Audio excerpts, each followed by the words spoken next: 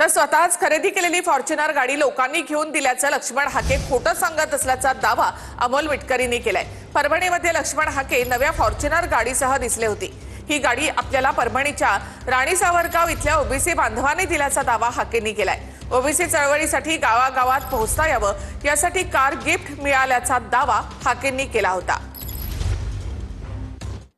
खूप माझ्या अंगावर पडलेली आहे। आजपर्यंत मी स्वतःहून त्यांच्यापर्यंत जात होतो, पण ओबीसी बांधवांनी आता एवढी महागडी गाडी मला दिली।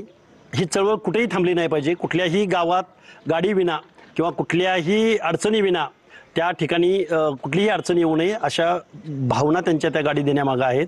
आणि ही ओबीसीचं आंदोलन आणि चळवळ कुठेही थांबणार नाही आणि ही खरं तर माझ्यावरची खूप मोठी जबाबदारी आहे।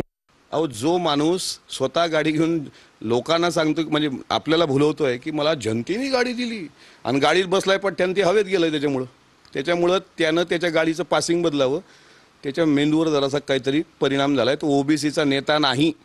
पहिली काहीतरी टीका करायची, मग थोडी पब्लिसिटी मिळते, आता काही नाही उरलं, आता अजितदादा टीका